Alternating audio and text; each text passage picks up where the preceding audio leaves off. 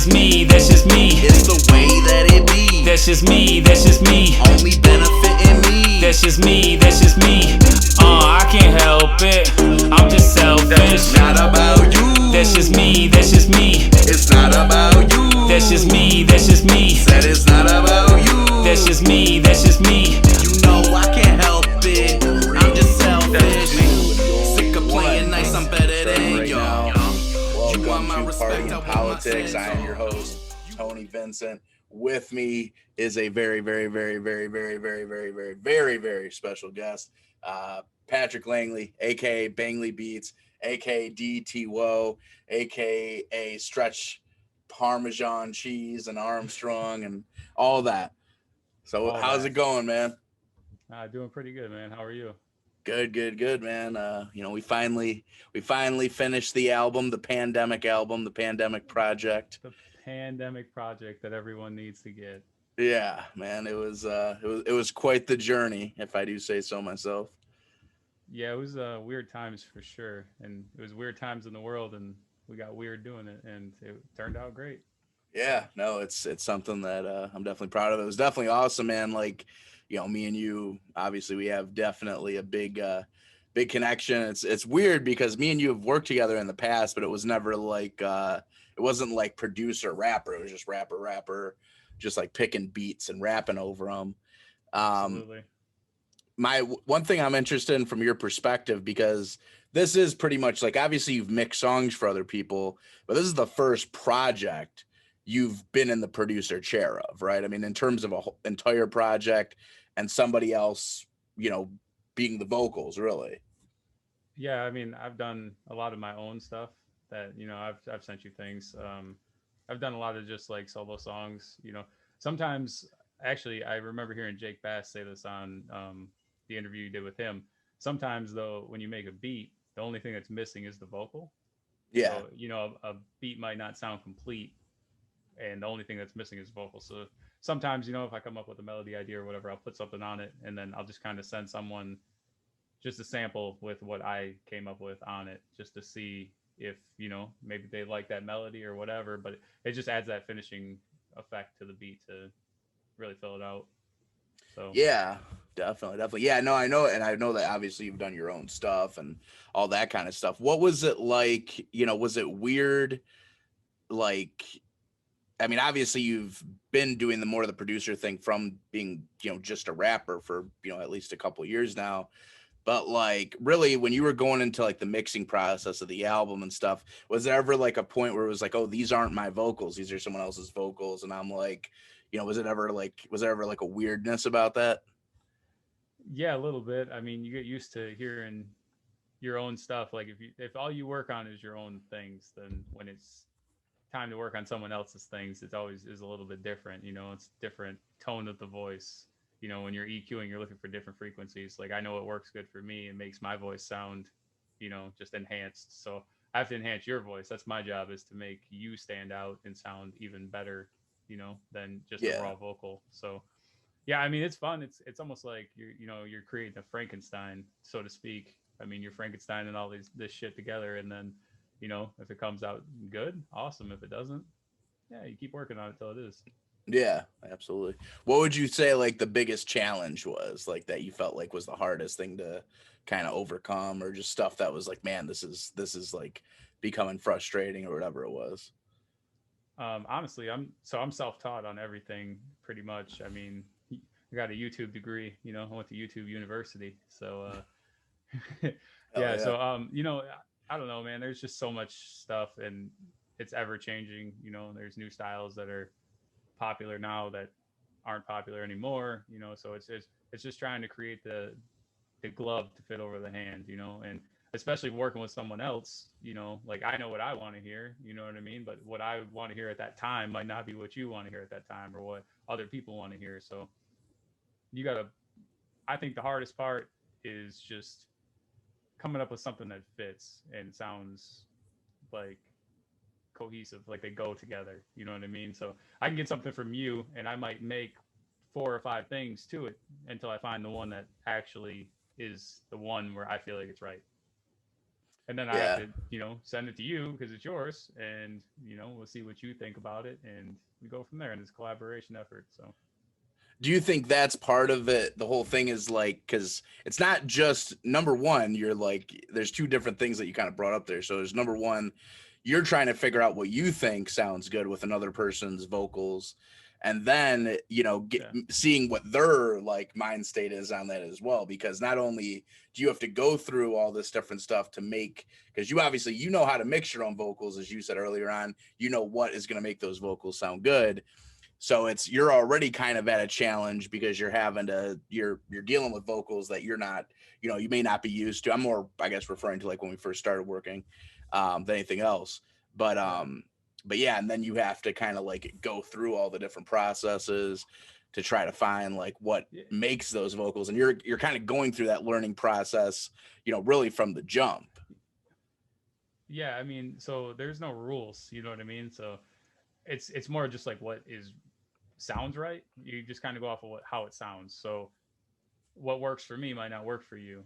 So, my formula that I use on my own things might not work on your things. So I can start with a baseline of that, and then it's just creativity at that point. If you know what certain things do, then you're like, okay, well, I kind of want to hear this, or what's that sound like? You just play around with it. I mean, and not that that's like a big challenge. It's actually the fun of it, honestly. Yeah. But I think the big challenge is just putting it all together and just getting that final sound and knowing that that's right. Is it kind of like a puzzle? Like it's like you have the pieces, but then it's like, how do they, what is the best way to put these pieces together? Yeah, that's I would say, yeah, 100%. Yeah, and you're creating the pieces, so you're shaping it to be, where it has two male ends and one female end or whatever, straight edge. You're creating that, and talking a little dirty now. I guess. Oh, we'll get there. We will get there. Let's hold on. Yeah. Yeah, no, man. It's basically like figuring out like a Rubik's Cube or something. You're just adding all these different pieces together and shaping them into what you want or what you think's gonna work. When we like rewinding back to, what would this be? About a year ago, maybe a little. I mean, it's all kind of a blur to me now, but we'll just say like a year ago. When we, I'm trying to remember, like, because I don't know if I knew you were making beats at the time. I'm trying to remember like how we like even initially spoke about like even making a song, let alone a project. Like I'm trying to remember that like initial conversation. I think I sent you some beats that I had finished, and I think I just sent them to you like, hey, what do you think of these? Are you interested in them? And I think some time had passed, and you're like, yeah, they're cool or whatever. And then some time had passed, and you're like, hey, I wrote something to this. Like, I think I want to use this one in particular. Yeah, I think that was the dark beat. What I ended up calling it. Yeah, and that beat still, is definitely an amazing piece of production. Yeah, because I think me and you, I don't know, we must have been talking about something where I was letting you know that I was thinking about like rapping again or like making a project again, and then you were like, oh, check out these beats. I think it was something along those lines. It just so happens. Yeah, I think it was these beats. What's up? Yeah. I think it was. I think you're absolutely right. I think that's exactly what it was.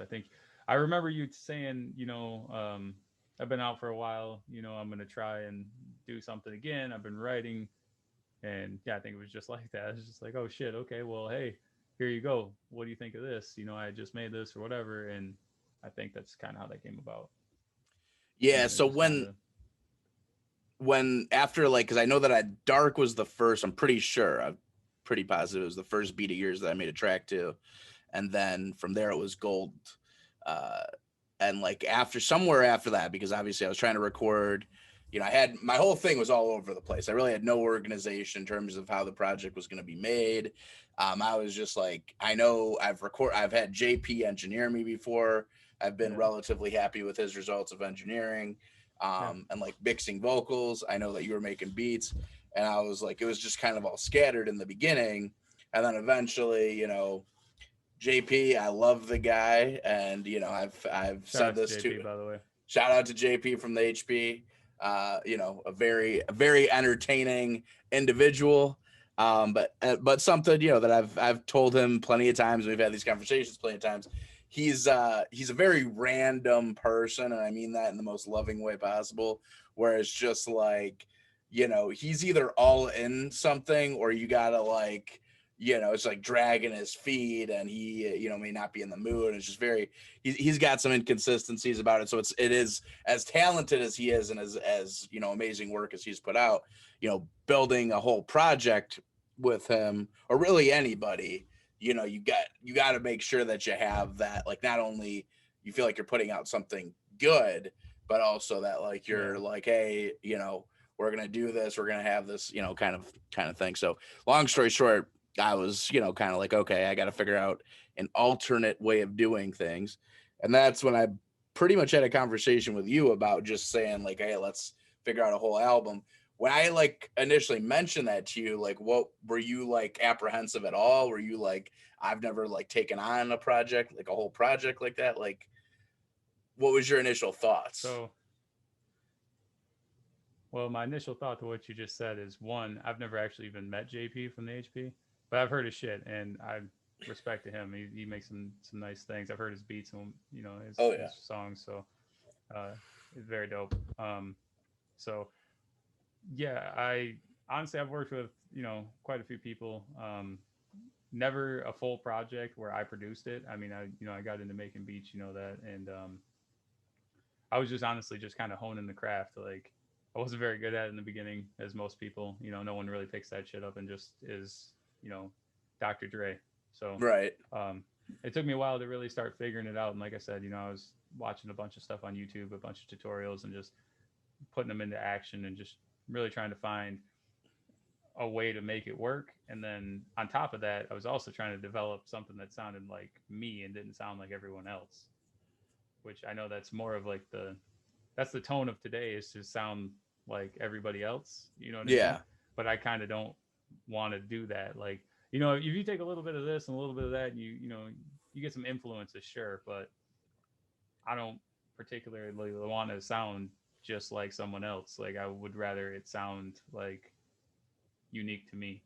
So I was trying to figure out, you know, what sounds do I like, you know, like what sounds are go together, you know, after I find a sound that I like. I'm like, okay, I like bells. Okay, so bells are cool. Everybody uses bells, whatever. But if I take this bell and I mix it with this synth or whatever, and you know, you make this combination, and it starts to develop a sound. And then I think that was a big challenge of just trying to, is out of shit. I'm still working on it, but you know, trying to just make a unique style that's your own, I think is a big thing too. So Did you I don't know if like that answers when your question? I was just rambling on, but well, no, I mean, it gave me like, it definitely gave me some in depth about like what you were doing. Would you say that like you were kind of looking at that as an opportunity to like focus on being like, okay, if I like don't do any vocals and I have someone else to do the vocals, I can kind of focus more on figuring out what my sound is that I'm going for in terms of just being able to focus on the beats. yeah, So that was like a good, correct.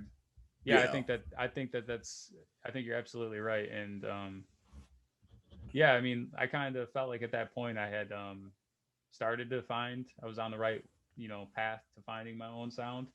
And then I did the dark beat, which I actually had some stuff for myself, but it's not, you know, whatever. So I took that off, gave it to you. You did your thing, and I thought you sounded great on it. So I was like, oh, this is perfect. Like, he fits on it as well, which is great, you know, because it's kind of versatile like that, where it sounded good with me on it, I think, but Yeah. it sounded great with you on it too. So it was just like perfect. This is great. And then you said you wanted to do a whole project, and that opened up a lot of lanes, because you know, not every song is going to be the dark song. So then we had the song Light, a lot lighter side, but if you notice, there's bells on it, there's pianos on it, there's a lot of things that I personally like, you know, that I feel like fit into my style. And then it, you know, it evolved from there, and there's different styles and types. And yeah. What was so I guess I'm trying to think of like the best way to ask this. So like what song was the hardest on the album for you to like figure out and like finish, and what was like the easiest for you? that you felt, obviously. The easiest one was light for sure, and we made that together, and we've actually had a couple conversations about that though. But when you're in the same room as someone and you can get the same vibe, like I remember I made the chords for it, and I heard you like writing and just kind of saying little things, off to the side and just coming up Yeah. with your melodies. And honestly, that you inspired me to then, okay, I can hear what you're saying, you know what I mean? And so I know what you're getting at. And then that just inspired, okay, he's talking about this. So he's on a light wave, so I want to make something nice, light, airy, ambient, open, leave you space to do your thing, but also it gives me more of a direction. Whereas like if I'm just making a beat and no one's here, I just do what sounds good at the time, but there's not Yeah. necessarily a direction or anything like that going on. So um, that one would be the easiest. The hardest one was probably Sky, which is now called Once, right? Yeah. Yeah. Originally titled Sky, produced by Marv One. Beat is amazing. But we ended up going through there and adding a bunch of effects onto it, and the beat honestly isn't even the same sound as when we got it, right? Yeah. It's Yeah, it's 100% different. Definitely a remix for sure. 100%. And the original beat was awesome. It was a fire beat. It was really good. But we just added some change ups to it and just made it different. I don't know. I can't explain. We darkened it up quite a bit, but then Joe Average comes in on the hook, and that adds a different dynamic to it and just changes everything, and it sounds great. And I really like how that one turned out. That was actually one of my favorite songs from that whole album that we did. Yeah, definitely. That song went from being the song that I was the most worried about. Like, it was like, man, it's so hard to make that. Like, what do we got? Like, it was such a challenge, but I think in the end, it became one of my favorite songs too. I mean, it's and something a couple of people have heard it who told me, and I didn't really get this until I kind of doubled back, like kind of like almost like like a Killer Mike, like Run the Jewels kind of like LP, like it's very like it gets really amped up, and it's so I thought that was a pretty dope comparison. Absolutely. I agree. Yeah, well, no, that's I put a Transgate on the main synth of that, and that added a crazy energy. And then I put a half speed on it to slow it down. So the slow down part of it is kind of, you just feel it building, and with the gate on there especially, it starts building. And then once the gate comes off and that half speed comes off and it speeds back up, there's your energy, it's just there. Yeah. And you killed it, you owned the verses, and then Joe drops in on the hook and just killed it. So yeah, no, it was definitely right definitely a dope collaboration. Yeah, it's definitely, I feel like any project or whatever, it's just like this, having that team kind of effort and stuff, it just makes it just like more of a special experience. Like my last album, Payday, really, I was kind of just doing everything myself, which that was my choice. I wanted that experience of like, I'm going to mix everything. Obviously I don't make beats, but just the post work and the vocals and arranging everything. And like, that was on me. And, I liked how that project turned out, but it wasn't like, it didn't feel like the same. There was definitely like way more energy with this project. There was more, people involved. Obviously having you and me be like this kind of attack it as like a team, and getting to kind of like go over songs together and be like, oh, this would be, what if we did this or that kind of thing. Like it was huge for sure. Yeah, you don't beat the saying two heads are better than one, man. Yeah. Just having another perspective helps so much, because you can only, you're limited to your thoughts, and someone else thinks different than you. And, sometimes you don't have the best idea, and sometimes you do. Yeah.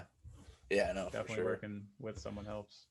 It's always good to try to sort all that out. But yeah, no, that was great. I appreciate everything you've done with it, and it was it was definitely one of my favorite projects for sure. I mean, obviously right now it's my favorite project because I just came out with it, but it should be your favorite project too.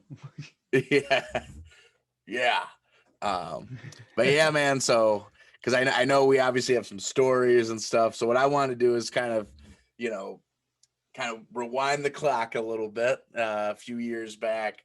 Well, we got two different stories. I know the main one is the camping story. That's really more with me and you.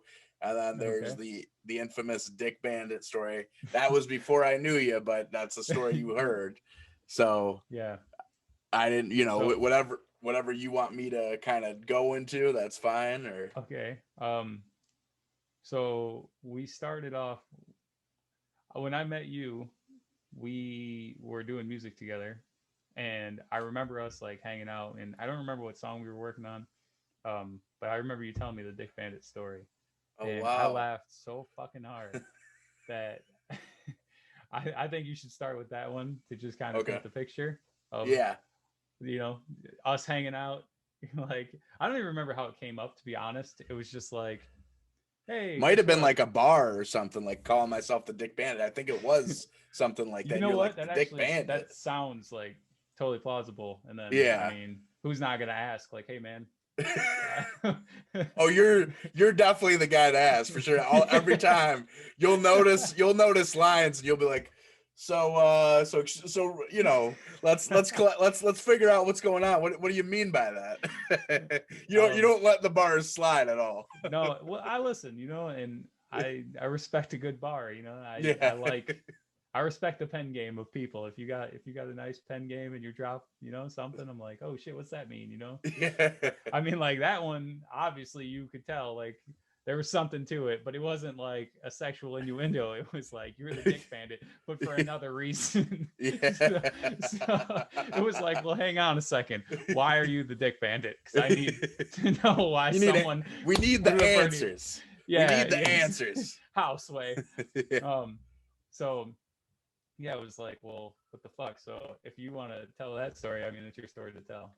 Yeah, no, for sure. So we'll rewind back to, what's that music that when someone has like a flashback, the angelic, the harp.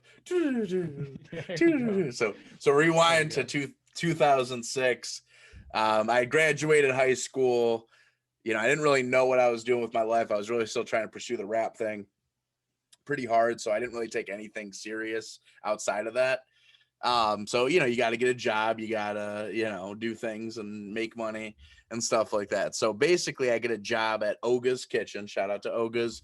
Great sandwich, the snackers, yummy in my tummy. Still, even after working there, still a great place to eat. So long story short, now let me ask you this. Were you because you lived in Ferndale and you were in the hood. You were in like 8 Mile Ferndale. So like Oakland Mall was a stretch of a drive for you. So were you more of like a Universal Mall or did you go to Oakland Mall occasionally? I was Universal Mall for the longest time. And then they turned it to like an outdoor mall shortly after. I mean, I would go to Oakland Mall occasionally, but for the most part, I was Universal just because it was so close. Yeah, Universal definitely was dope for sure. But yeah, so Oakland Mall, I don't know. I mean, for the times that you went there, if you come through what I would consider the main entrance, which is where the food court is, Oga's is like you see the host, like the entrance of Oga's kind of is like out there. It's like it's like in the hallway of the mall as opposed to like you having to go inside of like doors to get there. So you're kind of exposed. So long story short, I was hired in as a host and really just did not take the job seriously at all. Just was, goofing off, flirting with girls, that whole kind of, charade. I mean, I was 18 years old, right?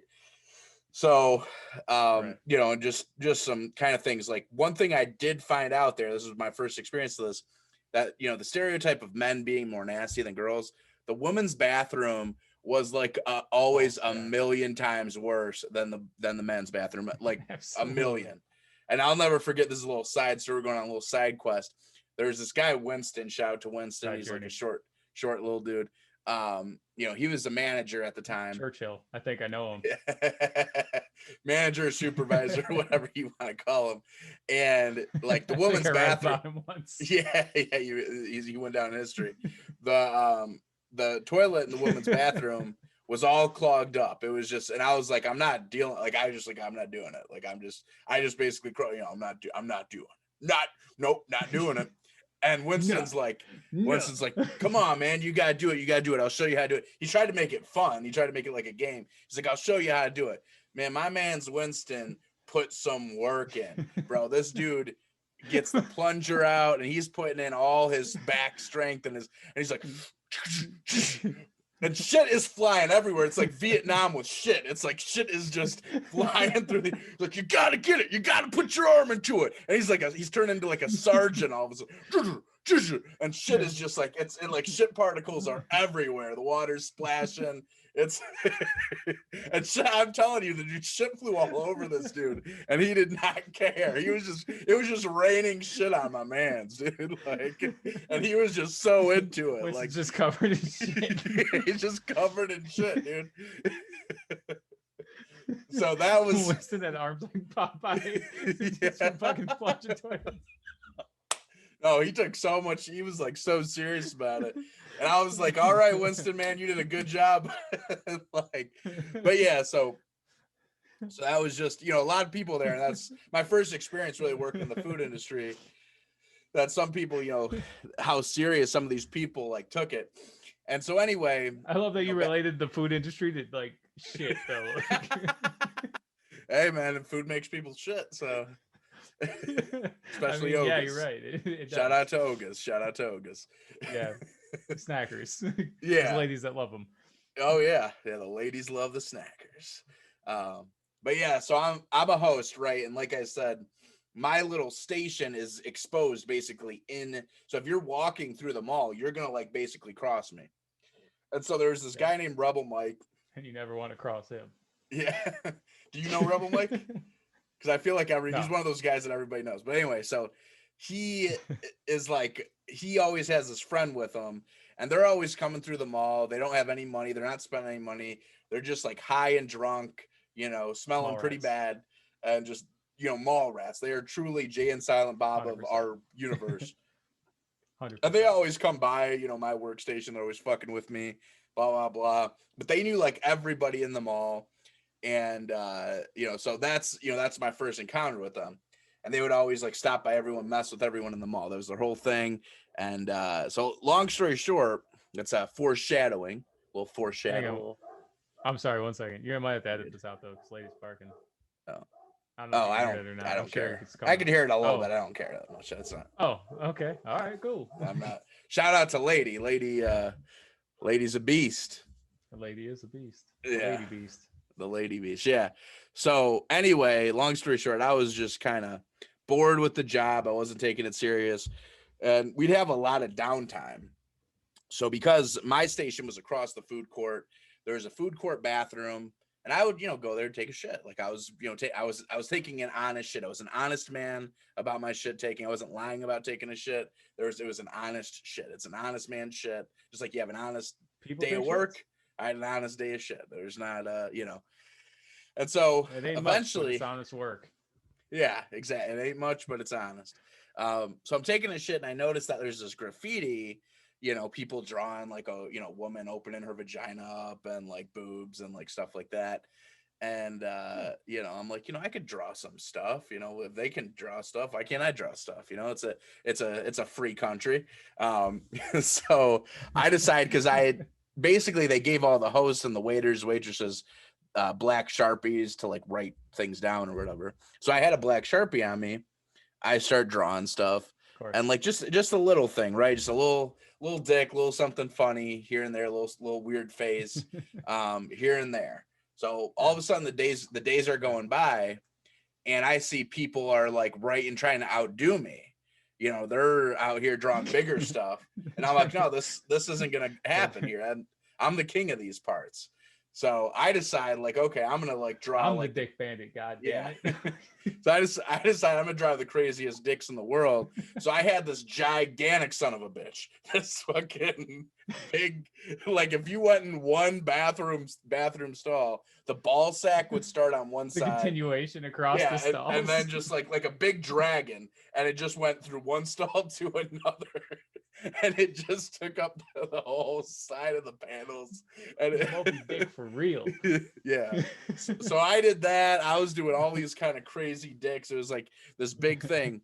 And eventually they started painting over it. You know, they started painting over the dicks, and you know, Michael Jordan voice, and I took that personal, and so I decided, no, this isn't gonna happen. So I kept drawing dicks every time they painted it. I would do a crazier dick. I did like a big army tank with a big dick on the end, a big guy playing the guitar, but the end of the guitar was a big dick, and like all this stuff.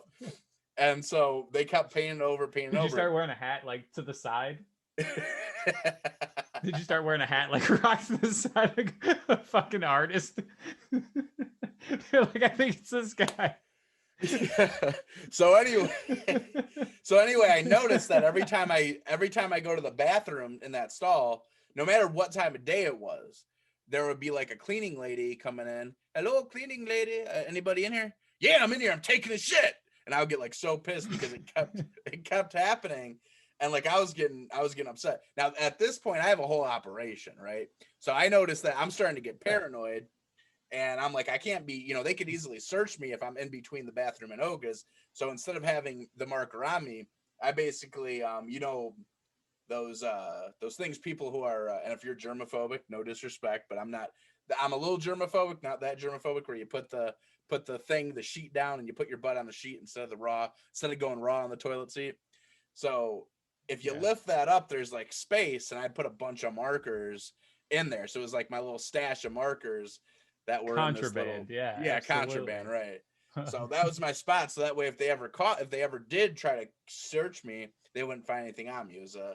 I thought I was a genius, you know, dude.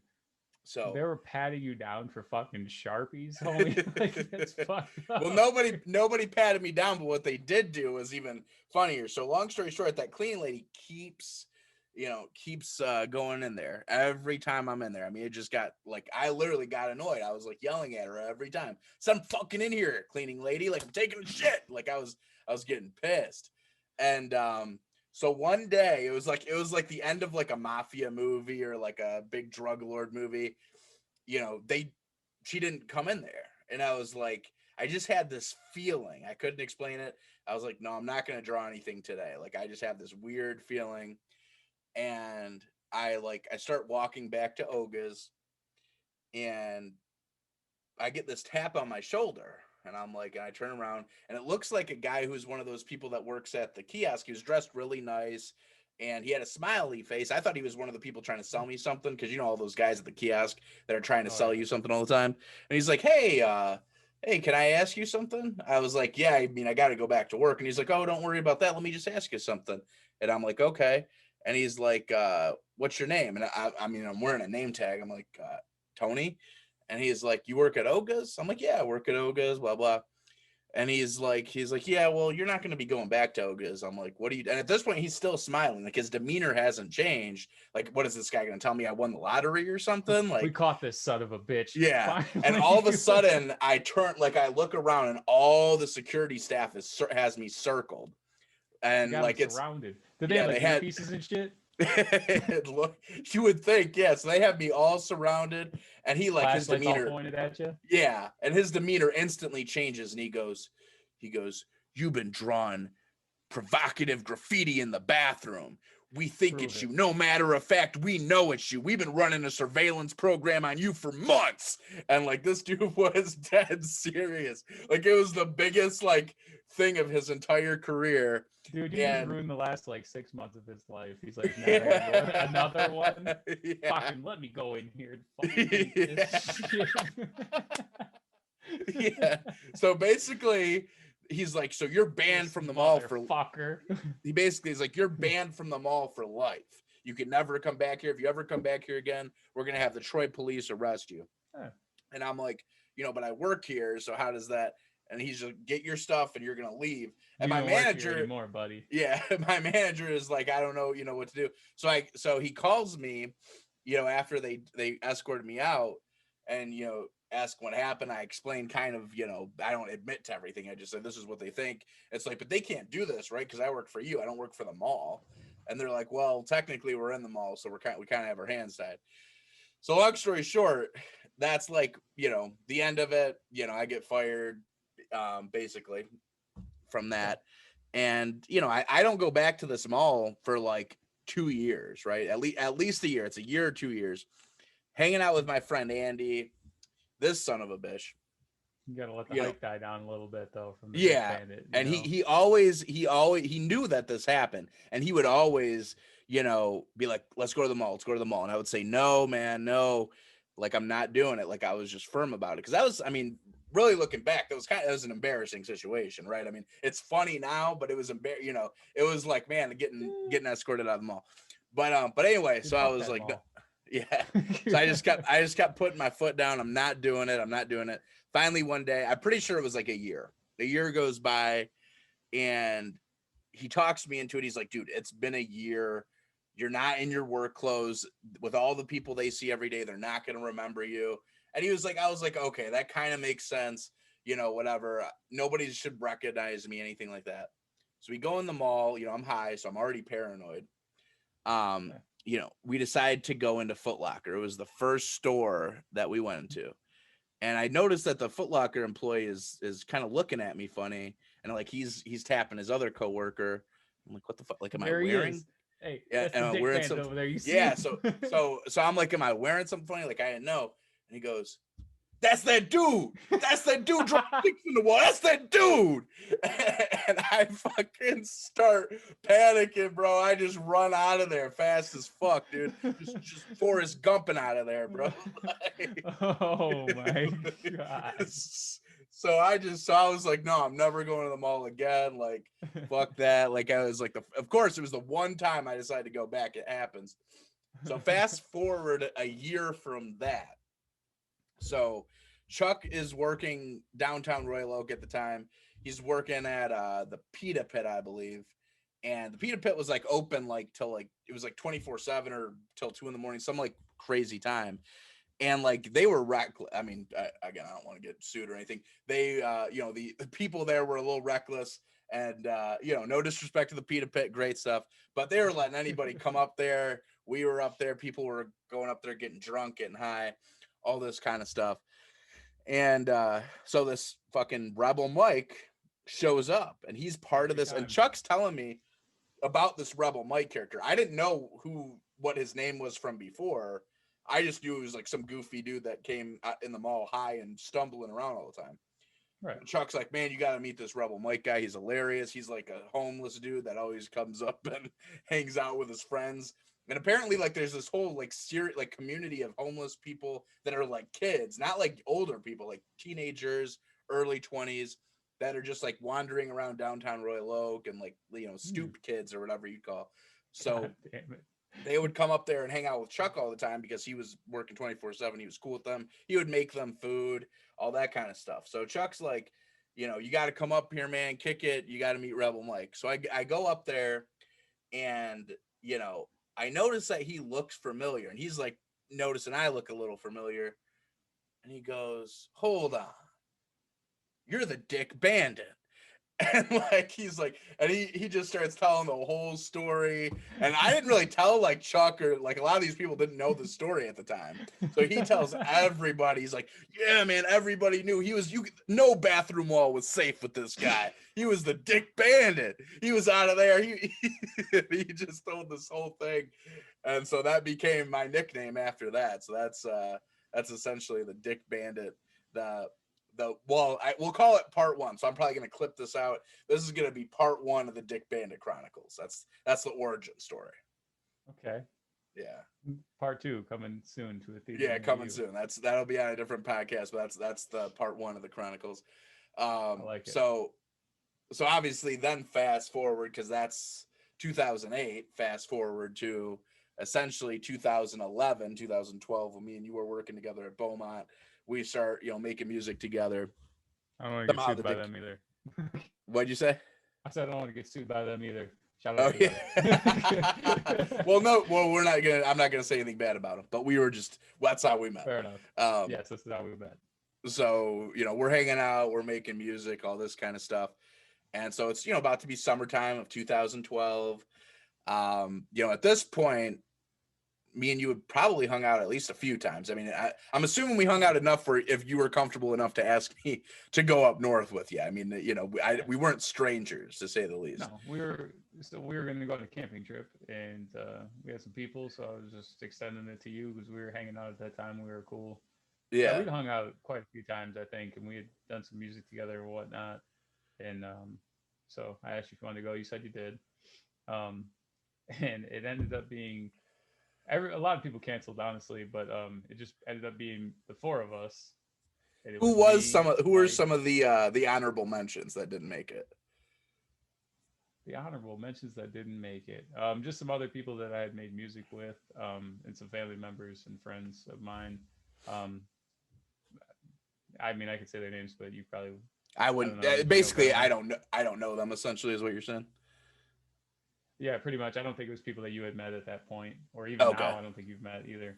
Yeah. At that point, and yeah. So honorable mentions. Yeah. Okay. So anyway, yeah. So anyway, it ended up being just the four of us. Yeah. And there's some background to this too, but I'll let you say that. I'll let you say this, and then because there's some even background to this, but I'll let you go on. Okay. So it was me, my now wife, Mike, and one of my cousins, and you. And so yeah, we all were on the same page. We were gonna go upstairs.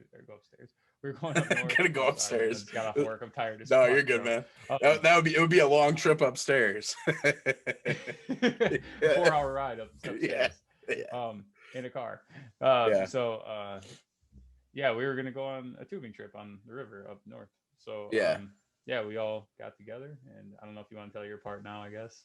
Yeah. So because originally, this is why I was talking about the honorable mentions. Originally, your cousin wasn't one of the people.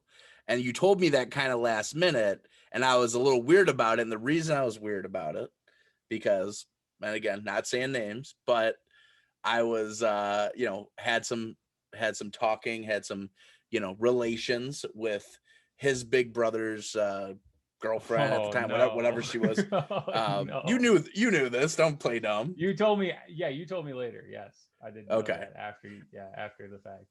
Yeah. So so I was weird about it. Me and her weren't talking at that point, but it was something that, you know, I was like, I knew his big brother knew about it, and I was like, is this gonna be like, are me and him gonna butt heads because of this? Is this gonna be a problem? I didn't know how like easygoing he was, right? Yeah. No, so he's cool. He's a good dude. But I was unsure about it at that point. That was the first kind of ease of tension. But you know, long story short, you came and you picked me up. Did you pick me up, or did we all meet at your place? I picked you up. Yeah. I picked you up from your mom's house. Yeah. So you picked me up. We were loading the truck all together because we all rode in the same car. Or truck, yeah. So we just loaded up. I scooped Mike up too. I grabbed Mike from his house and we loaded up, and then we then we went on our way. Yeah, I think we like packed the car first. But so the crazy part though is on the way up there. No excuses. We got lost. I'm driving. It's where I've been like multiple times for whatever fucking reason. I don't pay attention for shit, and you'll probably notice. No, but so no, for whatever reason, I got lost. I got turned around. We'll say that I didn't get lost. Like we weren't fucking lost. I got turned around for a second. But this is like before GPS was like a thing though. Like it was a thing, but it wasn't like you had it on your phone. Like it was fucking. I remember we had like MapQuest. Yeah, it was like MapQuest, like, printed or out some and shit. Yeah, like it wasn't like So I mean, it was a thing, but like I don't know. It wasn't like a huge thing like it is now. Like you had like a GPS that like went in your fucking car. It wasn't like on your phone. Yeah. Right. To be fair. So yeah, we got turned around for a second. I think I ended up actually looking it up on my phone and then noticed, hey, we zigged when we should have zagged. So, but like in the midst of that, I don't know if you remember this or not. You probably do.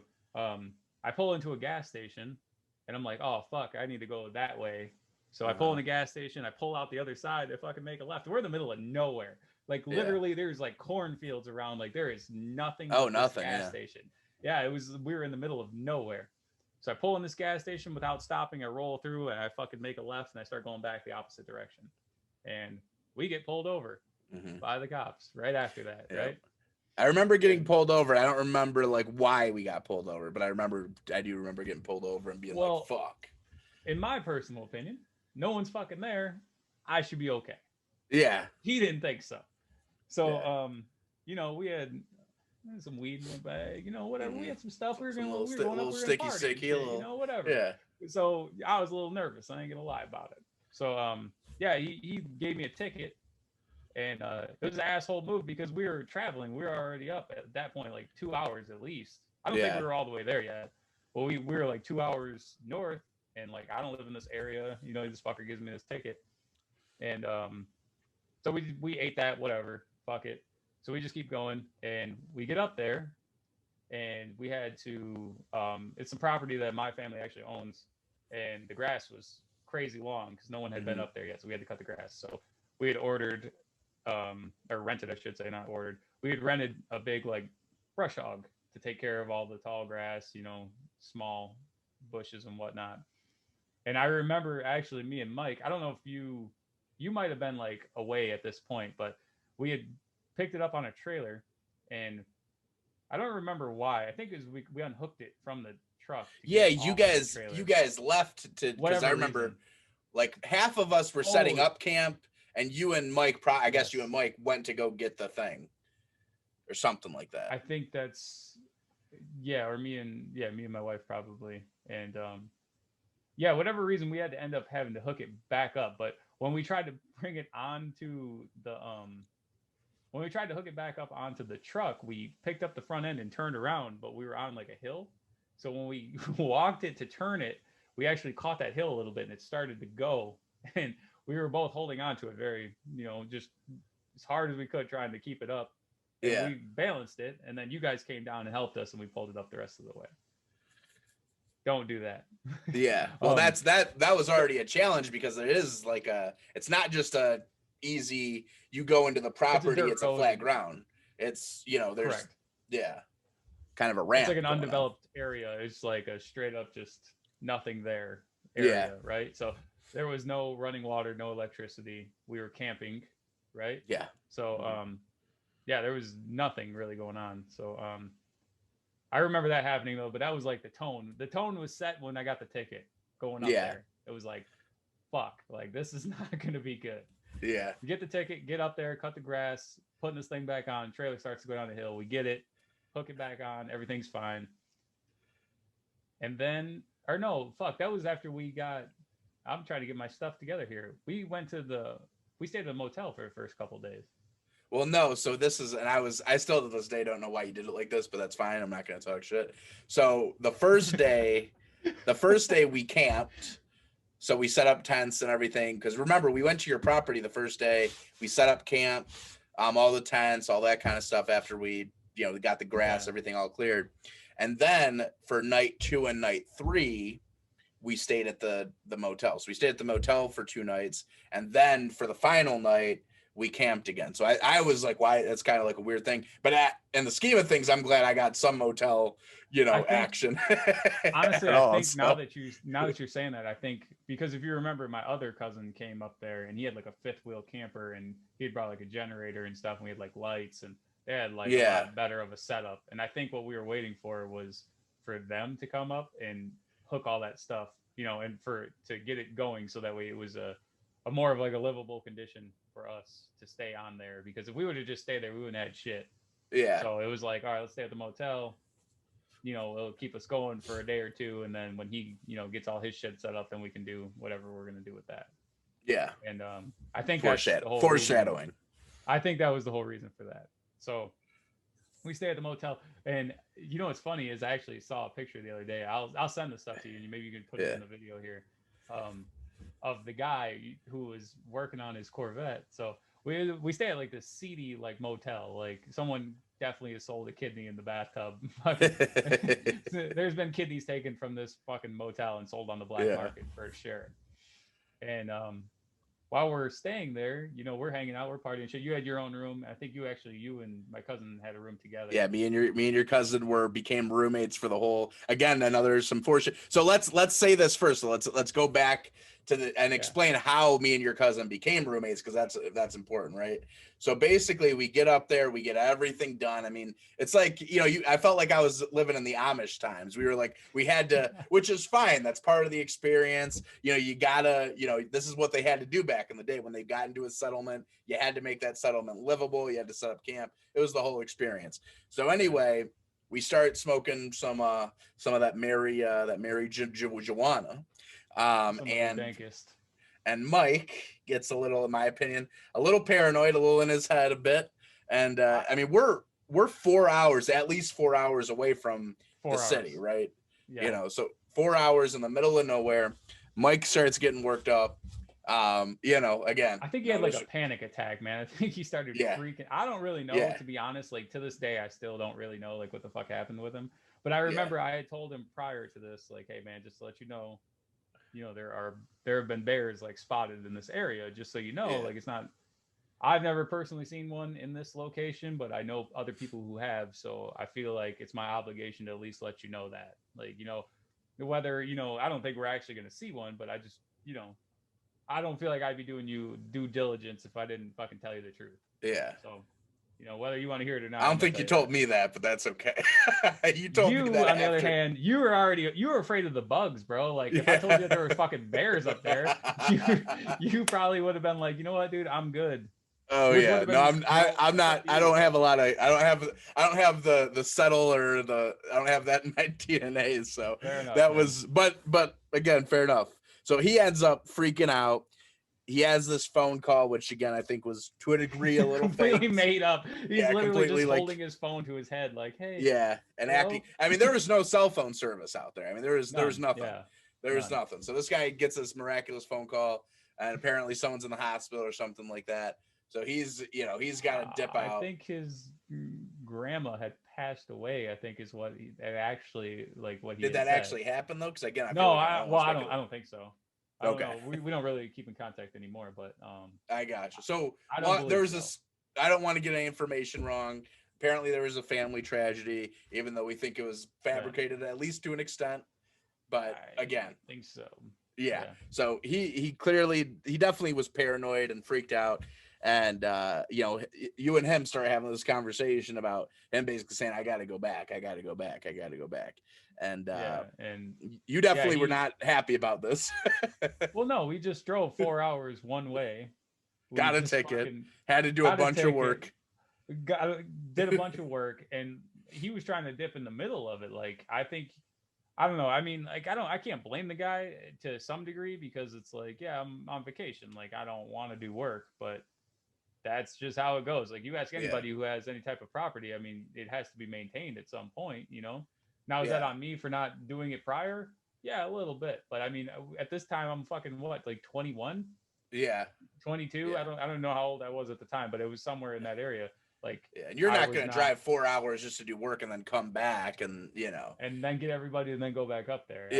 I mean, had I gone like, you know, 2 weeks prior or something, then maybe, but you know, nowadays I think a lot differently than I thought back then. So yeah, we have this conversation. And he's like, yeah, I need to go home. And I'm like, okay, well, you drove here with me though. So yeah, I remember that. How the fuck is that going to work? You know, and like, I still got a bunch of shit to do. Like, I have these other people here. Like, I can't just. I remember you asking that, like, you didn't think he was actually talking about like he miraculously had this ride back down. Like it was weird that he got a miraculous fucking phone call. Like, why couldn't he get a miraculous ride too? You know what I'm saying? Yeah. Like, it was just weird, you know? And so he's like, hey bro, can you give me this ride? And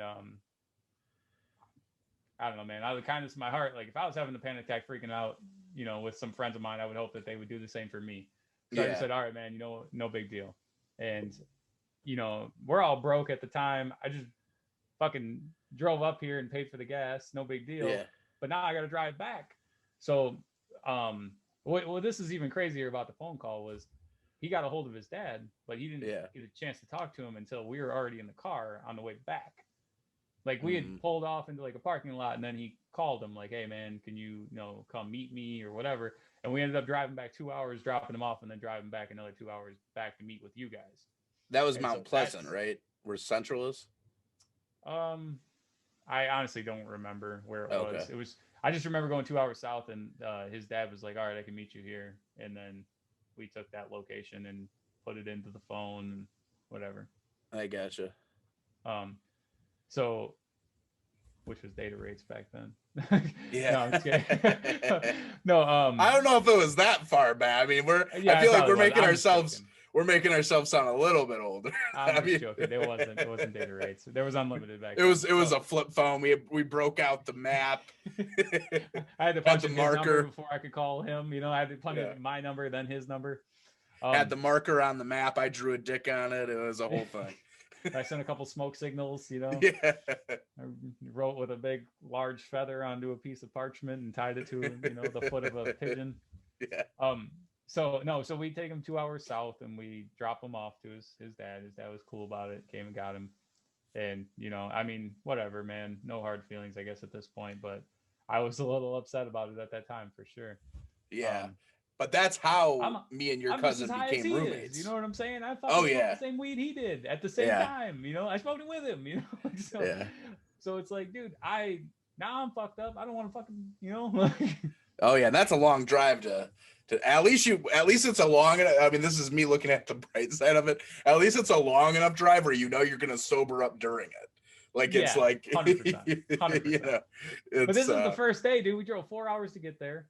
2 hours back. I mean, after doing the work, 2 hours back to drop them off, 2 hours back again. So I drove 8 hours in one fucking day. Yeah. On my Well, I remember feeling because I was, again, we're both a little different now that we're a little older and calmed down. But I remember being like very upset about this. Like I was like very like, too. Yeah, like so this was again, it was like things were getting more and more intense. Number one, we already established that I'm not like, built for like I've been up north and stuff.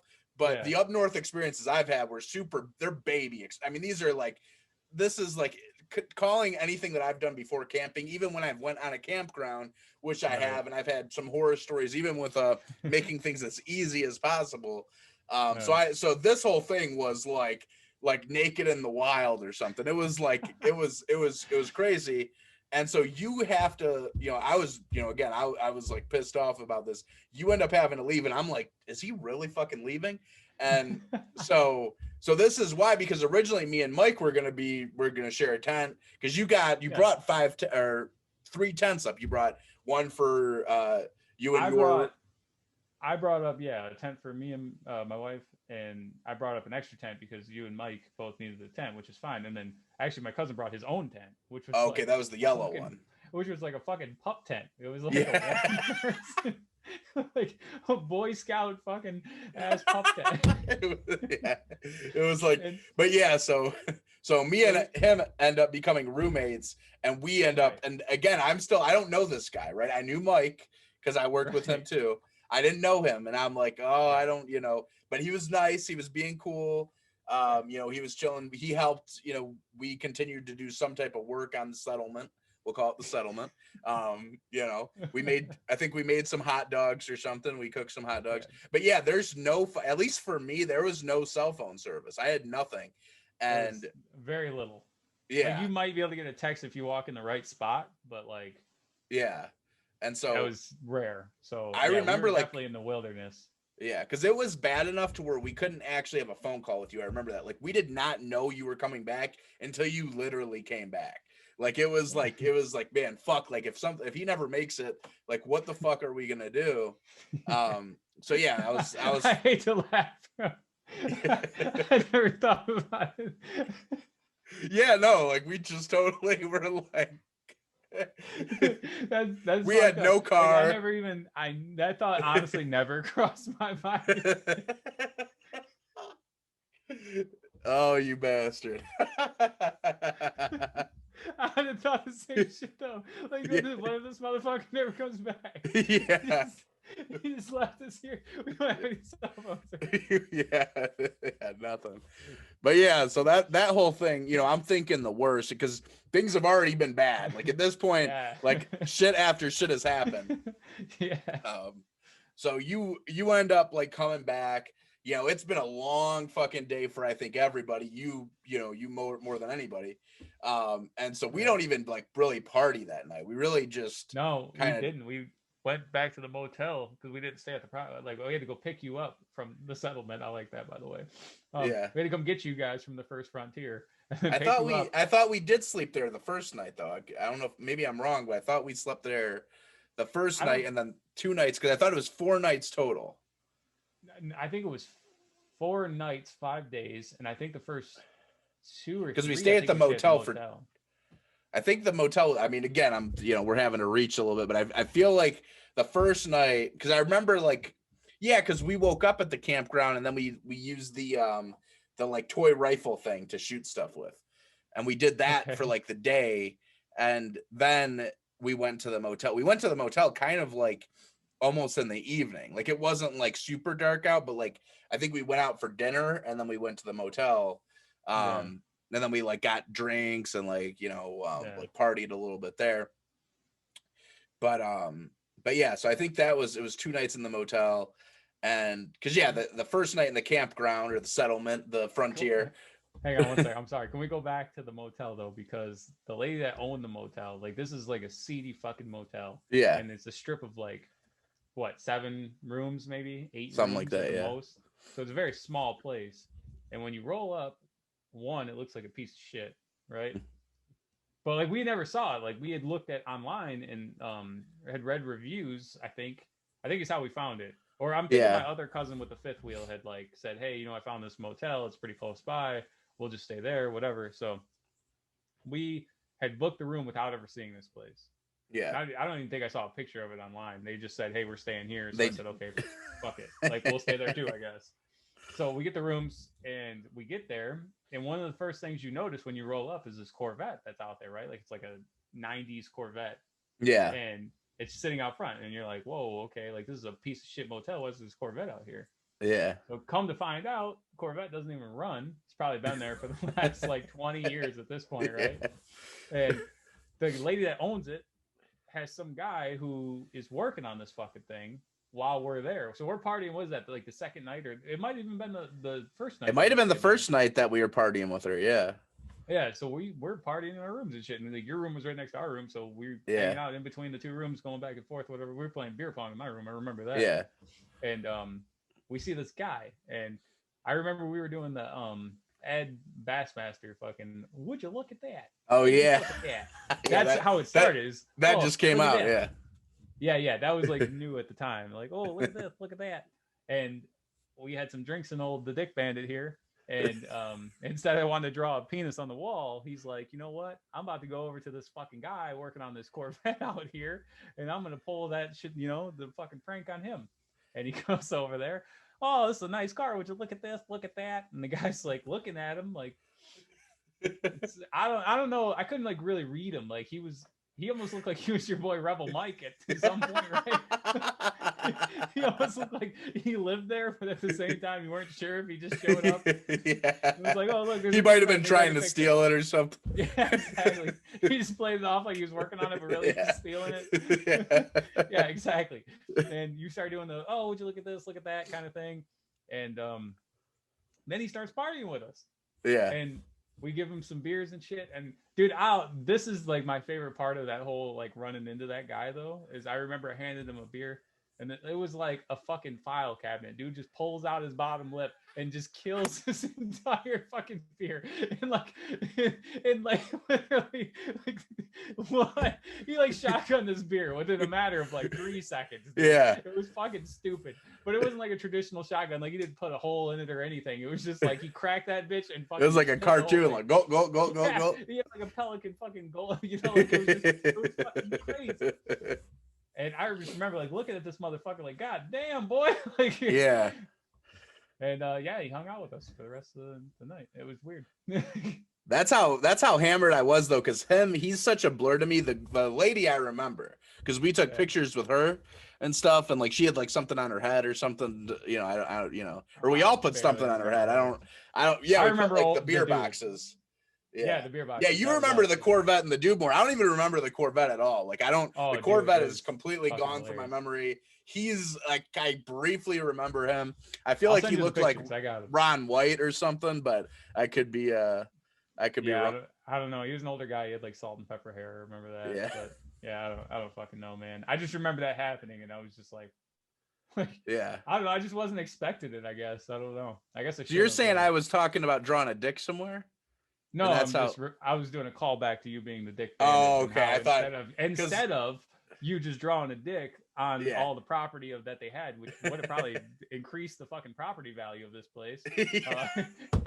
Instead, you decided I'm gonna go fuck with this guy over here who's wrenching on this Corvette because I think that'll be funny. And we were fucking dying, all of us. We were laughing our fucking balls off. It was hilarious.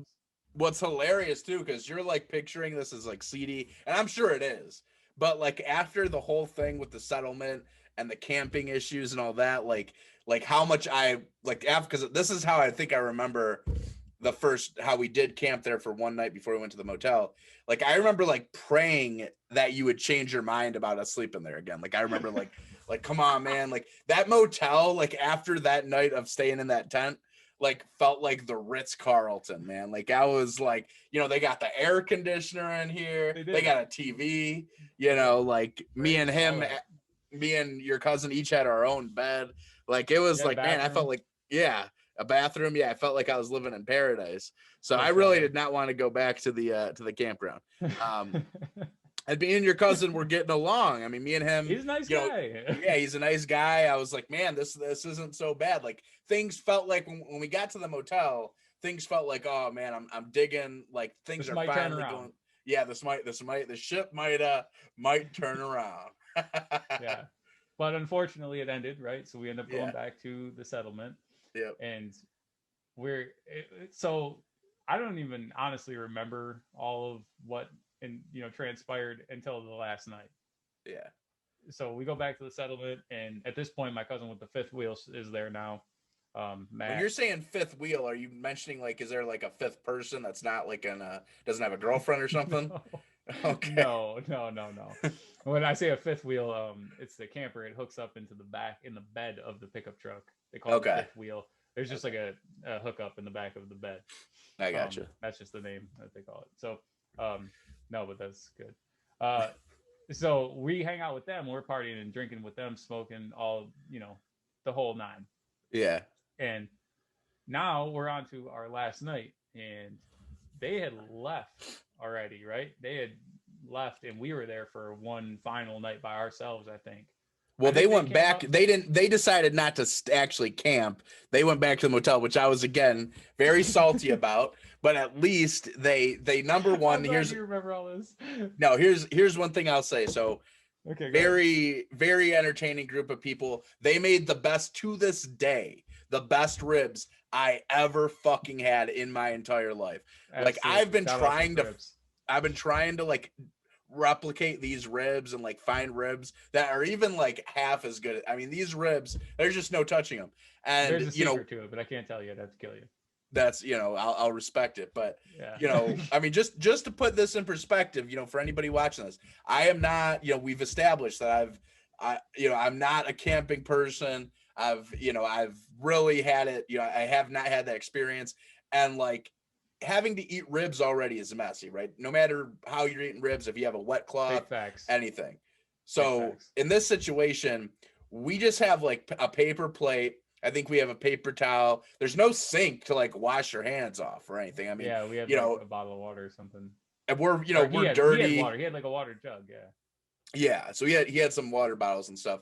But like, we're dirty, we're playing in the dirt, we're doing a bunch of stuff, blowing things up. So we're eating this stuff, I mean, filthy. But it was I'm just saying that because like it was so good that I didn't even give a fuck. Like I was like, I don't care, what the situation is. That was honestly, when I like think back of everything, those ribs were like, They're I bangers, I was transported to heaven for a brief period of time while Bangers. I was eating those ribs. Yeah, those were amazing.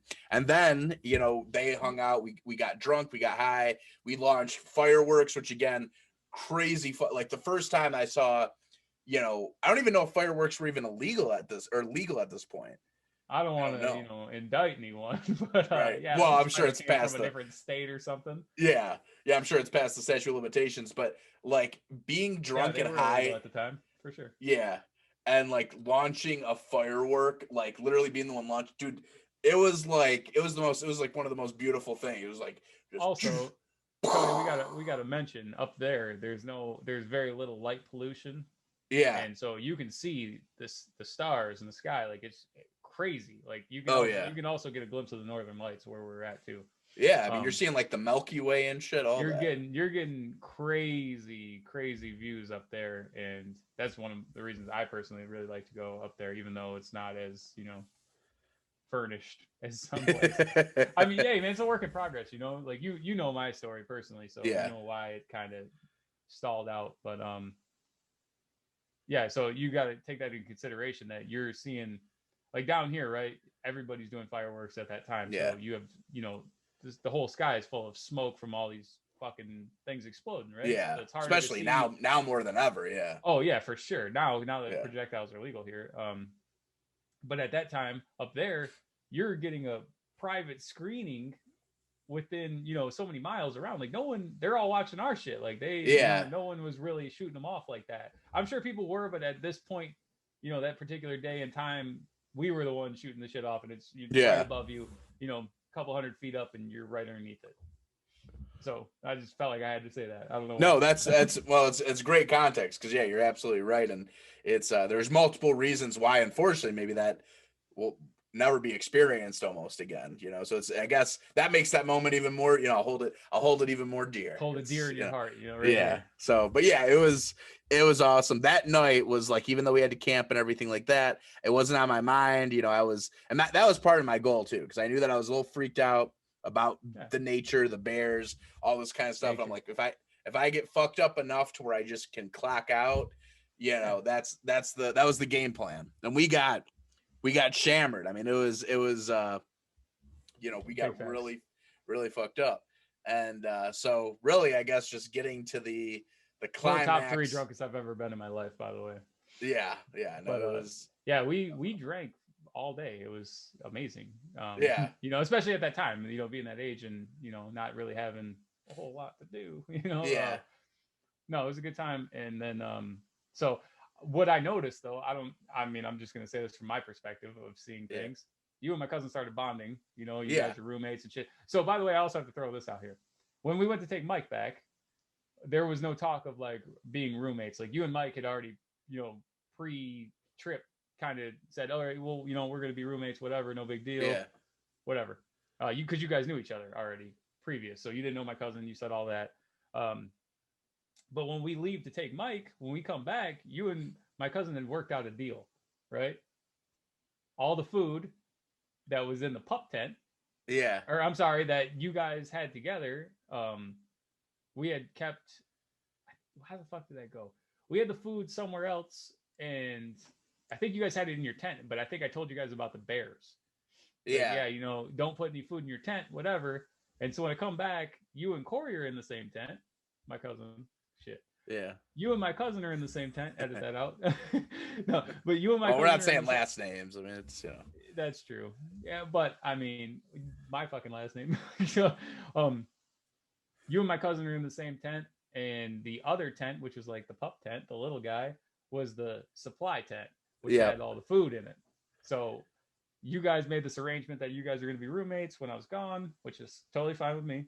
Yeah. And I didn't even think about that at all. Like you guys, I just noticed that you guys were like, I think you guys were moving shit in between the tents when I came back, or maybe you guys like came out of the tent or whatever. You guys were hanging out, something. I don't know, but anyway, we figured out, hey, these guys are staying in the same tent as opposed to him staying in his tent, and you staying in your tent, kind of thing. Great. That night, I noticed you guys are bonding, which is great. It's cool. He's a good dude. You're a good dude. And I also know, by the way, he's younger than myself in you by at least 3 or 4 years. Yeah. I don't know exactly how old, but so anyway, I'm 21, 22. So he's probably like 17, 18 at this time. Maybe he's probably 18. I'd say maybe 19 at the most. Make me do math right now. Yeah. Because me and you, what year were you born? 89. Okay, so you're a year younger than me. So 2012, I would have been turning 24, but I wasn't 24 at the time. I was 23 because my birthday is not till October. So I'm 23 at the time. So you're 22. Okay, so I was Basically, 22. depending on when your birthday he was is. probably like 19 then. Yeah. Or 20. Okay, 20 at the very most. And I honestly don't even think he was, but I think he was 19. Yeah, So, he was over 18. I feel like I don't think he was like a child. He was definitely over 18. Yeah, he wasn't 17. I don't even know why I said that. He wasn't 17. He was over 18. Anyway, you guys start going shot for shot, and I'm like, oh shit, okay. Okay, but yep. My guy can put it away. You know what I'm saying? Whatever. Yeah. He's no angel. Yeah. None of us are. At this point, we're deep into it at this point. So I see you guys killing. I don't even remember what you guys are drinking. I think I was doing some Jaeger bombs and shit. I don't remember what you guys were drinking, but I feel like it was vodka, but I could be totally wrong. Yeah, maybe. You guys were passing it back and forth. You guys are going back and forth, and I was like, God damn, that's a lot of alcohol for him. I didn't really know about your status. Yeah, I know you like to party. You're a party animal, whatever. Yeah. But I didn't know about him for 100%. So I was like, yeah. I'm like, shit, that's kind of a lot. But Yeah. fuck it, it's our last day, man. Like, let this guy, live his life. I ain't gonna stop no one from having a good time. And so then how does the night go from there? I went to sleep, I think around 2 or 3 a.m. I think it's 2. And the whole idea of time is completely lost. Like basically, at this point we've been going all day. So yeah, I don't remember. I want to say it was like 2. Because it's weird. Like I almost don't remember your cousins leaving, but I know that they did because they didn't leave. I mean, it was already pitch black. I mean, we did fireworks and everything. We did a whole thing before they left. So they left, and so me and your cousin must have still been partying after they left for a little bit. You guys were up later than us, than me and my wife. We went to bed, but I remember she helped me walk to our tent. So basically like it's pass out time. And so this is how I remember it. And again, obviously my memory is we've established at this point, my memory is very, very blurry, because you're bringing up. We know the punchline though, but go ahead. Yeah. Cause you're bringing up stuff that I don't even remember. So my memory is definitely damaged, but there's certain things that are implanted in my brain that will never leave. I'll be on my deathbed and I'll have like my life will flashback, and this will be something that I'll see. 100%. So basically did we have air mattresses, or what even were we sleeping on? Was it just like a raw sleeping bag? I had an air mattress. I don't know what you guys particularly brought. I had an air mattress for sure. You may have brought one. I feel like well, I don't know if I brought one, but maybe Mike brought one and I just got to keep whatever he left up there or something. I don't remember. But I feel like stuff up there. Yeah. I feel like I was at least sleeping on an air mattress. So I had an air mattress. I don't think your cousin had one. I think he just had a sleeping bag, whatever the case was. So I go down to lay in the air mattress. Now my head is facing the door of the tent. So when you're leaving and entering the tent, this is where my head is, and so I'm seeing who's leaving, who's entering, that whole thing. And so I feel like he went to try to pass out, and then I see him, like I'm starting to like nod off, I'm starting to pass out, like my eyes are closing, and then I see him open up the tent, bend out of it, so half of him is his upper torso is outside of the tent while his butt and legs are still inside the tent. And he starts puking like crazy. And, my first instinct is concern, right? Because you're right, he was younger. I didn't know how he partied before that either. So I'm like, oh man, you okay? You okay? You okay? And he's just puking. And, he's wearing khaki shorts just to kind of paint a picture. It's summertime. People are wearing khakis. Not a big deal. No judgment on khakis. And all of a sudden, I noticed this poop just like Like it doesn't the physics of this poop still do not make sense. There's like we need Bill Nye the Science Guy. Like we need answers. Like there's so many unanswered questions about this poop. Like that just make zero sense. Dude's growing a tail, bro. Yeah. So a poop literally just comes out of his pants, and he's got his pants on. Like his pants are not off, but somehow there was enough of a gap between the khaki shorts and his thigh for the poop. And he's, I'm a big guy. I'm not disrespecting your cousin. He's a big guy too. I don't have a big gap with my shorts and my thigh. Usually that boy is tighter than a joint rolled by a grandma, so so I don't know how there was this much of a clearing space, but that poop came out clean. It was a clean. For saying you didn't want to do math earlier, you just did a lot of fucking. I feel like you just did a lot of geometry, bro. There was, yeah. I mean, we the circumference of his leg, and then the shorts, and then the shit.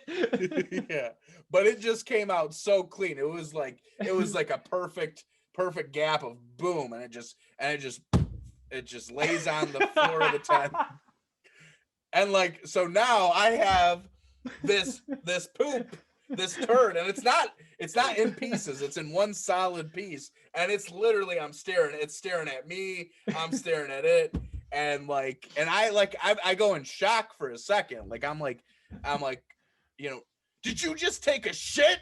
And I just start freaking the fuck out, dude. I just start losing my shit. Like I start going nuts, dude. I'm like dude, you took a shit. Like, and I remember just going crazy. And what's even like crazier is like I dragged the air mattress out of the tent. So, and somehow, I mean, at least I hope, I have no idea, but somehow this air mattress, me dragging it out of the tent, evaded the poop and all the throw up. I don't know how. And I'm just like cussing them out, like I'm going crazy, like how could you, like what the hell, man? Like, yeah, how could you do?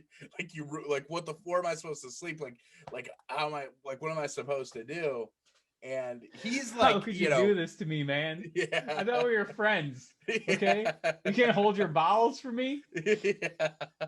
Yeah, and I'm just like, I'm freaking the fuck out because now, like, we're in the middle of nowhere again. Yeah, my sleeping options are very limited. And I remember at first you didn't want to sleep alone. Yeah, you guys were like cuddled up, but you wanted him like in the tent with you to keep you, company basically, in case of something were to happen. Yeah, might be faster than him, kind of thing. Yeah, for sure. Yeah, so it's so that was a big part of wanting to have a roommate, kind of thing. But yeah, so I remember after this, like in the midst of me cussing up a storm, like fucking being super angry, I go into your tent. And okay. So go ahead, finish yours, and then I'll say mine, I guess. Yeah. So, well, I'll tell you what I remember from it. I go in your tent, and I remember telling you, like, you have to let me sleep in your tent now. Like, there's like I'm not gonna not sleep in your tent. There's no option. I'm sleeping in your tent. And I feel like you had like a really, like, maybe it's like my memory is like over dramatizing it. But I feel like your tent was like a castle of a tent. Yeah, like I remember it like being this gigantic, like this gigantic tent. Seems like a small army. No, man. Like it was like a 5-person tent, which it means like 5 people like laying fucking like hot dogs in a package, like 5 people. You know what I'm saying? Like not with like a fucking queen size air mattress. You have a queen size air mattress in that motherfucker and 2 people sleeping on it. You ain't got room for nothing. And we had some of our shit in there, not food, but we had like clothes and whatnot. Yeah, so there was really like no room. But go ahead. I'm sorry. No, you go on from there because that's from what you saw from me barging into the tent. Like, what was your guys's? All right, I saw total darkness because I was completely passed out. Yeah. Right. And when I wake up to my wife shaking me. Hey, you better get this motherfucker. And so I like wake up. I'm like, what the fuck is going on? I'm fucked up, dude. I barely even know like where I'm at, what I'm doing. I just woke up from a fucking drunken stupor, bro, to you better get this motherfucker, right? So I wake up, I'm like, dude, what's going on? And I hear you say, you're actually outside of our tent. You were trying to get into our tent, but I don't think you could like find the zipper because I think you were fucked up, right? And so I just say to you because I can't get up. I'm like, hey man, what's going on? I thought you got hurt or something. Like I didn't know. You know, like it sounded like that shit like hurt your soul, bro. Yeah. And you're like, hey man, you got to let me sleep in your tent. And I was like, why? What do you need to sleep in my tent for? And you're like, I don't care if you're naked. Just let me fucking sleep in there. And I go, dude, what the fuck are you talking about, man? Like, what's going on? And I can hear this shit in my head. You just going, dude, your fucking cousin just shit all over my tent. And I just started dying fucking laughing, dude. Like it went from like serious concern to just me. I'm laughing like a hyena, dude. I'm just fucking like I have a fucking like belly ache. Like I'm fucking crying, and I'm just laughing hysterically, man. I remember you just being like, "Yeah, whatever, man. Fuck you," and then you just. So my cousins who have the fifth wheel, my cousin Matt, they had brought a trailer, which was like a work trailer, and that's what all the fireworks were in. And it had like a semi door where it had like the arm that like lifts up and swings, and then the door opens. And I remember you going into there first, and you put your shit in there, and you tried to sleep inside their work trailer, but you couldn't close it because from the outside you fucking close the semi. The only reason I remember that is because you told me that. I fucking went back to sleep, bro. I was like, okay, you shit in your tent. All right, cool, man. Bam. I fucking went back to sleep. I was out. So I wasn't there for the rest of this. So it turns out you tried to sleep in this trailer, right? And you can't close the door. So you're afraid of nature, something open in this fucking door, like, oh, there's Tony in there. You know, and so you ended up sleeping in the pup tent. That was the supply tent, the food supply tent. Yep. Which is the craziest part because all the food's in there. That was probably the most dangerous move of them all. And you risky motherfucker, you decided to sleep with the food knowing that there were bears around instead of sleeping with my cousin who had shit himself. Yeah. I don't blame you at all. I'd have done the same. But for someone who didn't like bugs, you got fucking balls of steel for that one. And then I remember waking up the next morning. Well, hold on. Let me before you do it, and then because you have the text message still, right? I have the text message still. Okay, so let me just because I don't remember all of it, but I'm gonna tell you what I do remember, and I won't say the details. I'll let you read it. Okay. But so because the whole thing with the tent, you're 100% right trying to get in your tent, and I was legit angry at you. Yes, I was very angry. At this point in my head, I'm thinking this is like a poop conspiracy. Like you guys had set this whole thing up. Like it was a big prank on me. Consistently shits himself all the time. Like we're gonna make him room with you. Like Home Alone when they make him and it pisses himself. What is that? Yeah. So with him tonight, and he's drinking a Coke. Like, no, man, that wasn't what it was. It was just it happened to be, Hey. And honestly, like I said, you guys worked that out when I was gone, so I didn't even. Yeah, no, it's just this is my drunk head, like sure. super angry. So I'm just like, all right, well, like, cause I just gotta write this guy a text message, let him know like how much he fucked up.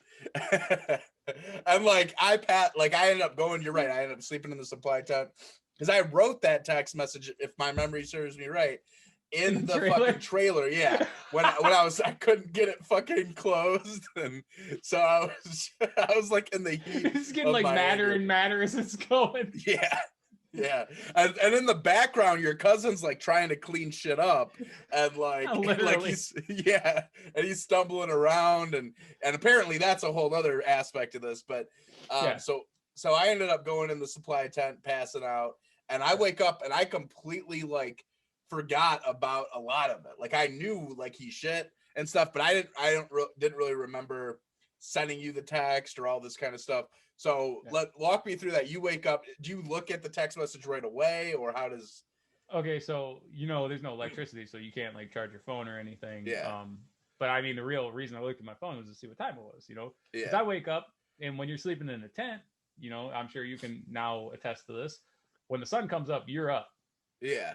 You ain't really sleeping past, like maybe 9 at the latest, 10 if you're fucking gone, but you're sweating like pretty bad because you're in a sleeping bag because it gets really cold at night. Sun starts beating on your tent, it gets really warm.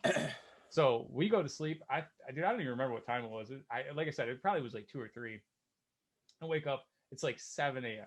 Yeah. And I look at my phone and I have this text message and it's from you. And so I open it up and I start reading it, and no bullshit, it was like a fucking movie, dude. Like there was birds chirping, squirrels fucking getting nuts, and me just laughing like a fucking hyena, dude. Just, I could not contain my laughter. I was just laughing so hard.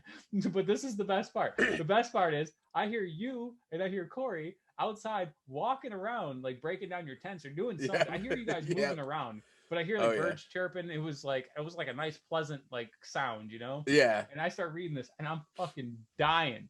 And you guys could, I know you can hear me, you know what I mean? Like I'm trying to like stop, but I can't, dude. I'm laughing so hard. And I will send you the picture. I have a screenshot, so I will send you the screenshots and you can put it in here and people can read it. But do you want me to read it? Yeah, read it. Read it. Okay, I gotta find it. All right, give me just a minute here. It's somewhere in here. I just gotta find it. All right, so this is the infamous text message. It came on July 2nd, 2012 at 3:02 a.m. We got down to the timestamp. Timestamp right on the top. It's titled "The Greatest Story Ever." You say, "Not gonna lie to you, bro. Your cousin started puking, and he shit in the tent. I'm really pissed off about this right now, so I had to sleep in the supply tent. Everything was all good, but guess what? Someone took a shit in my tent. Yes, I know it's your tent, but it was my rental place for a couple days. I'm not saying this is your fault. You forced us to room together, so I feel in a way this is a bit of your responsibility." Corey is a cool ass dude, and for the most part, I have no complaints. Unfortunately, he shit all over the most part, so correction. For the least part, I have no complaints. Before this trip, I was worried about bears and giant bugs, but now you see the real monster. That's a shit in your tent. I think it's easy for you to judge the situation like a funny joke. I wonder how funny the joke would be if the shit was in your tent. Oh, that's right. You don't have poop in your tent. Oh shit, dude. My god. What a killer, dude. What a fucking killer. My favorite part is, unfortunately, he shit all over the most part. So for the least part, I have no complaints. There's one thing that you mentioned that I wanted to give you my perspective on, because you said how in the morning you read it and you were laughing. Fuck yeah, it was. And you thought we heard you, but we didn't. Like, it was dead. Like, from my perspective, it was dead silent the morning after. Like, we were at a funeral. Like, everyone's like breaking down their tents. Nobody's saying a word to each other. And like we pack. I mean, literally, nobody said a word. We pack everything up. Yeah. We get in the truck. We start driving. And like for, I don't know, like a solid hour at least, nobody says a word. It's just dead silence. I don't know if you remember this. Do you remember this? I would look into the rear view mirror while I'm driving us back. And every time I see my cousin's face, I just start fucking laughing. Like I'm You must have been hiding it pretty well, because like I actually thought you were mad at me for a while. Like I was like, man, like what the fuck would I be mad at you for? Just because like me barging in the tent and the angry message and all that shit. That was the first time we did anything like that. So, but yeah, I'll never forget, because you I don't know if you must have asked me or something, like to go in the police station with you and to pay the ticket, and you just started busting out laughing once we got in the police station. I was fucking dude, my wife kept hitting me like, hey man, like fucking chill out, bro. Like he's right there. Like, and I honestly I didn't mean anything against him, but like the shit was funny as fuck. Like honestly, as I wear that shit as a badge of honor, you know what I'm saying? Like in that situation, like what else can you do? You know what I'm saying? Like it already happened. Yeah, the ride after that, after we got out of the police station, like the tension broke, then we were able to kind of joke about it and laugh about it the rest of the way home. Yeah. For sure. Well, then you gave me the insight though, because like here's the ending part though, the craziest shit, literally. When you say he went to go clean himself up, right? Yeah. My cousin Matt had brought up a portable ice shanty, and he put it like off into the woods, and it had like a portable like toilet in it. Basically, you can buy like a camping toilet that like you fill it up with water or whatever, and then you could flush it. And he had put that in there for the ladies to use, like if they had to use the restroom or whatever. And he went in there, and I don't know if he finished taking a shit or what he did, but he like cleaned up in there, I guess. But like, he was already fucked up, dude, just like all of us, Yeah. And if not more than more so. Yeah. And apparently he just destroyed that fucker. Just left it completely, just shit everywhere, toilet paper everywhere. Didn't he leave like underwear in there or something? Like like I thought I heard that he took his like underwear off and left it in there. I don't know about that. I don't know if that's true, but it's fucking funny. I wish he would have. Honestly, I think that's fucking funny. He might have just threw that to the bears, dude. Just like, fuck it, why not? Yeah, for sure. But you didn't get that phone call till like a day after, right? Because after I dropped you off, I think. Then they called me and they were like, "Dude, what the fuck happened? Shit's fucked up here." Because remember, they weren't there. Yeah. I think Matt showed up right as we were leaving, and he was just like, I distinctly remember him saying, "What happened over here? It looks like this area got like soiled or something." He said the word soiled for some reason. And he could have been referring to the actual dirt, but he said something about something being soiled. I think he said soiled and not soil. And I think I started laughing because I was like, what the fuck? Like, how does he know? There's no way that he knows. So he called me later and he's like, dude, what the fuck happened up here? Like, our shit's like fucked up. Like, there's shit all over it. So then I had to tell him the story. Like, what am I going to say? Like, oh yeah, I fucking shit all over it. My bad. I was like, listen, man, there's some casualties of war, some shit happened. I'm sorry about that. I didn't know, but I didn't even know about it. That was the craziest shit. Like, I didn't go in there. I didn't use that. Yeah. So I didn't know about it. Come to find out it happened. Fucking hysterical, man. Yeah.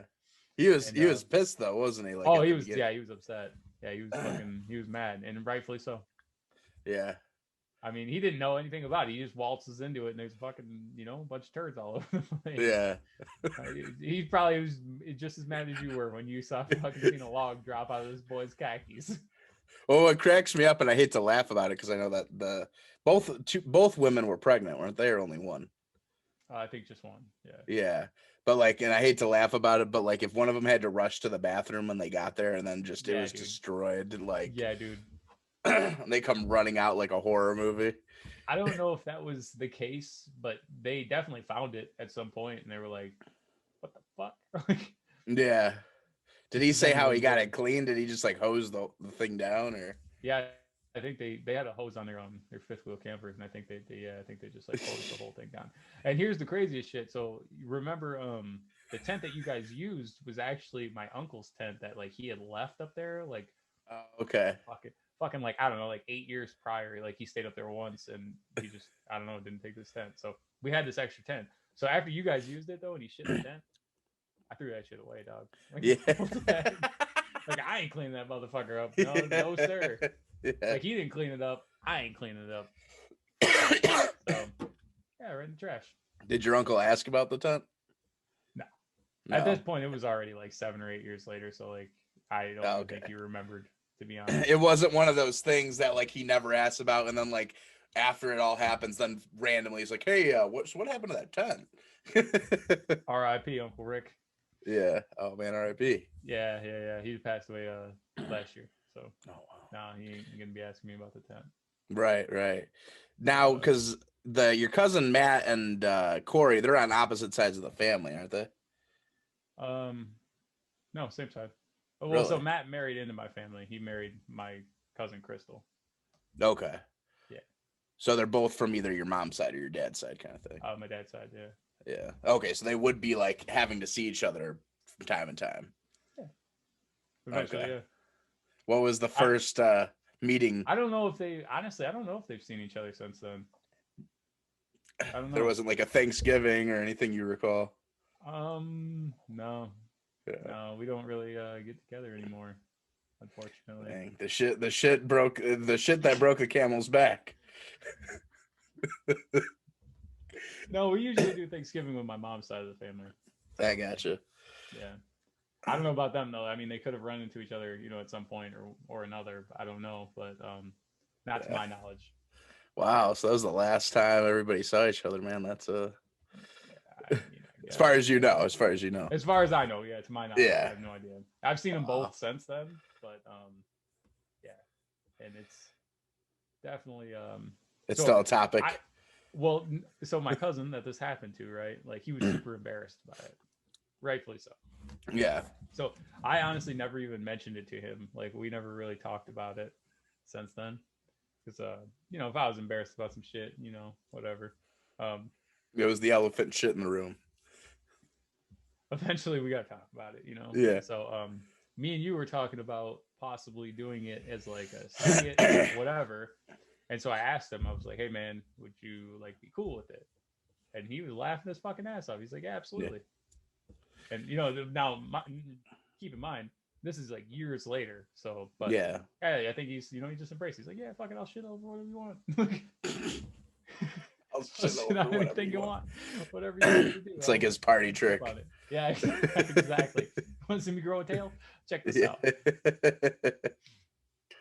Damn. So yeah, man, fucking good times. That's that story, man. So, yeah, no, that's legendary. I'm gonna definitely edit this up for sure. And please, even if it's us that don't actually make a skit out of it, I'm sure at least when people have the footage, some TikTokers or whoever may may be able to do it, and that'd be dope. Imitating our voices. If it could even get down to just like 30 minutes or even less of just like the cold hard facts and cutting out like certain things like the motel part we don't even need, but like just the actual like trip and just those like key pieces that like build up to make it like what it is. I think that would be a banger, dude. Yeah. If it's cut right, yeah, absolutely. So yeah, man. This is a good one. You see this fucking snow outside though right now, bro? Oh yeah, it's wild. Shit's wild right now. I'm about to bust out the snowblower and get to business. Get down to business. I hear you, man. Well, yeah, it's been fun, man. It was. I'm glad you had me wait until you read that, because I remembered the part about the real monster, but all that other stuff, like wording it like that, like I didn't even remember I worded it like so like specifically, like just like matter of fact, like. Actually get like real credit in my book because you spelled a lot of this shit right. Now whether it be like spell check or what, I don't know, autocorrect. A lot of I actually knew 100% what you were saying, but like you've seen like drunk text messages where shit's all fucked up. Oh yeah. Not the case. Not the case here. So my anger like drove me to the you're a fucking wordsmith when you're mad. You had a way with words though, man. You were worried about those bears and the giant bugs. You still worried about that, or how you feeling these days about that? I mean, I haven't gone camping since that incident, so I'll put it to you that way. All right, that's fair. Yeah. That's fair, I guess. Well, next time we go camping, I'll have to hit you up and see how you're feeling 10 years later. Yeah, we'll stay at the Yankee Doodle. It's still going. Yeah. I don't know how. That Corvette's still there. I drove by it the last time I was up there and I did not see the Corvette. Oh man. Maybe those people, sold it and struck gold and they're rich now. Who the fuck knows? Maybe you got that shit running and they just packed up their bags and Yeah. Yeah. Maybe, man. Maybe it blew up. Who knows? Yeah. Absolutely, man. Yeah. The Yankee Doodle is still standing and going strong. And there's still shit in your tent that'll haunt you forever. Yeah. The ghost shit. The ghost shit. Oh, it wasn't a ghost at all. No. Definitely there. Oh, that's still there to this day. I'm really pissed off about this right now. I had to sleep in the supply tent. You know what the fuck that did to me? The supply tent, man. The supply tent.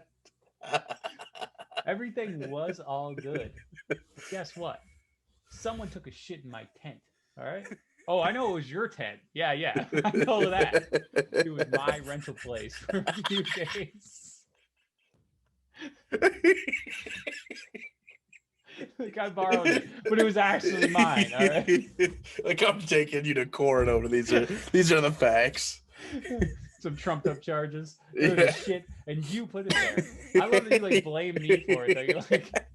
You're like I'm not saying this is your fault, but you forced us to room together. No, I didn't. But so in a way, I feel like this is a bit of your responsibility. I didn't feed the guy X-Lax before the hand. You know what I'm saying? Like I didn't give him stuff to make him shit himself. But I told you what my mind state was at the time. Like I remember thinking this was some kind of like this is a poop conspiracy. Yeah, dude. I wasn't out to get you. I swear to God. I just wanted to have a good time. Like I just wanted to have fun. That was it.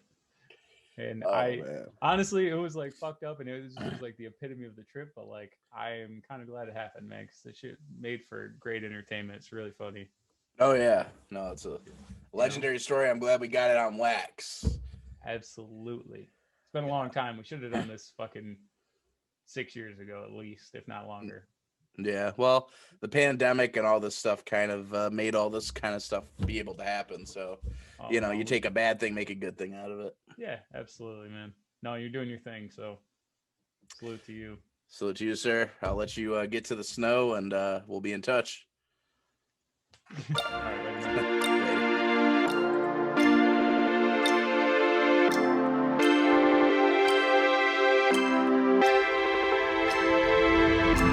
Welcome to the world that we living in.